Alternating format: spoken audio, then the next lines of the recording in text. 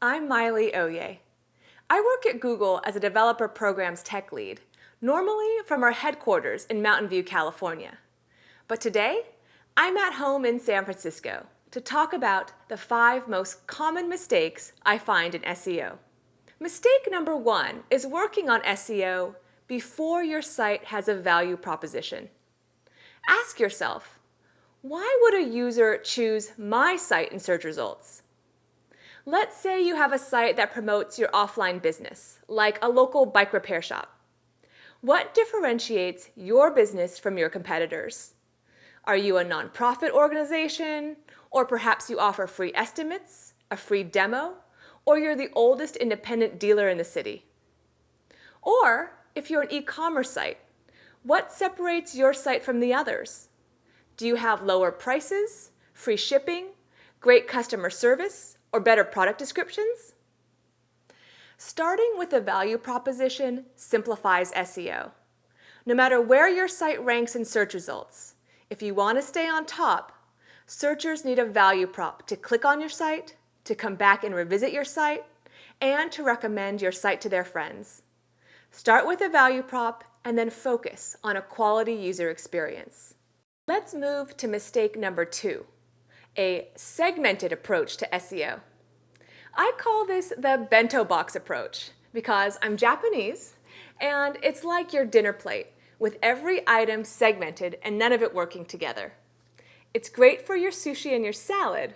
It's not as great when there is no communication between your marketing, biz dev, and SEO teams. So mistake number 2 is about working on SEO in a silo. A better, more holistic approach to SEO is to consider the entire user experience, from marketing campaign all the way to the actual conversion, and potentially repeat business. Vanessa Fox, a consultant and author on search engine strategy, wrote about this type of bento box approach with respect to the Super Bowl, when it's difficult for companies to completely integrate their offline television ads with their online SEO efforts. She noted that a car company spent millions on TV ads to lead users to a website, edityourOwn.com, where they could then edit their own car video. On Super Bowl Sunday, this commercial probably not only brought users to the website, but actually helped the query, Edit Your Own, to rank number 36 on Google Hot Trends. Now imagine if this were your company. As the SEO, you can't just focus on your regular keywords that you do every day, but you also need to integrate marketing campaigns and optimize for the words, edit your own. Mistake number 3 is putting effort into time-consuming workarounds, rather than researching new features or best practices that can simplify your tasks. For example, for sites with paginated content, in the past, some webmasters tried the workaround of using rel canonical on subsequent pages to their page 1. This unfortunately can cause a loss of content in Google's index. The good news is that there are new best practices. We now support rel next and rel prev markup, so your paginated article or product category is treated as a single series rather than having page rank diluted into the various components. Also in the past, to have several new or updated pages crawled as quickly as possible, webmasters might have performed the lengthy task of updating their sitemap with the new URLs, then uploading the new sitemap file, and then submitting it to Google.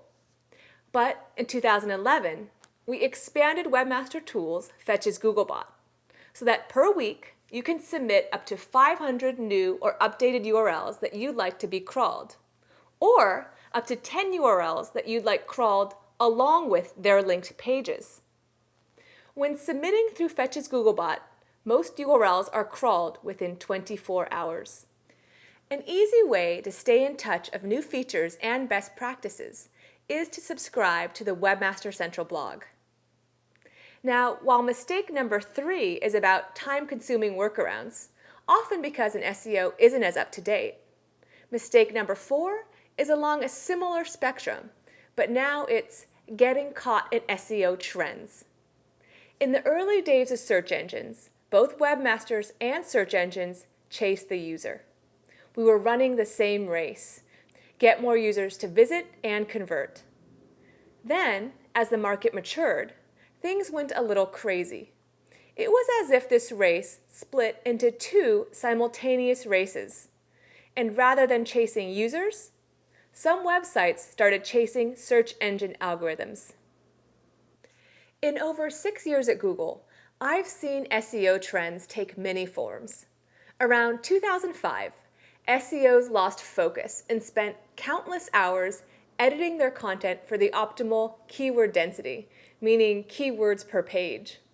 Not a great use of their time. Instead, they could have better spent their time making their content readable, compelling, and informative. I'm sure you have a long list of tasks for your site.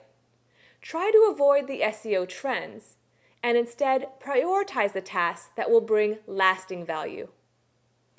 Finally, this brings us to mistake number 5, slow iteration. At Google, we've been known to say that the main constant in SEO is that it's constantly evolving. The faster your team is able to iterate, the better. A good recipe is to 1, define metrics for success. Then 2, implement improvements. Next, measure the impact, and then create new improvements. And then last, prioritize those improvements based on the market and your team's personnel. And then, of course, repeat. The advantage to having an agile SEO cycle is quite clear. In 2009, we launched Rich Snippets, recipe or event sites that could iterate quickly and implement the proper markup could now show much more appealing search results. The same was true of video sites that were able to quickly create and submit video sitemaps. Again, those who were agile could get the benefits. Those are the 5 most common SEO mistakes that I find. But now let's cover good practices in SEO. First, do something cool. Have a value proposition that separates you from your competitors. Second, include relevant keywords in your copy. There's no need to think about keyword density, but make sure your content includes the keywords people actually search for. 3, be smart about your tags, title tags and meta description tags, and your site architecture. 4, sign up for email forwarding in Webmaster Tools.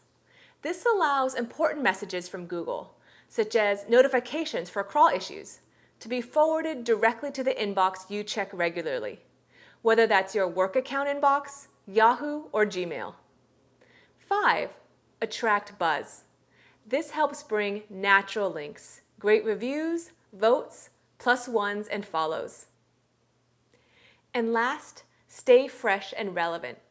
Perhaps expand your reach to social media sites if that's a great place to reach your audience. Or make sure your site is accessible on smartphones if your product is great on the go. I hope this video helps you avoid the common SEO mistakes and instead focus on the good practices that can bring lasting, positive benefit. Thanks for watching.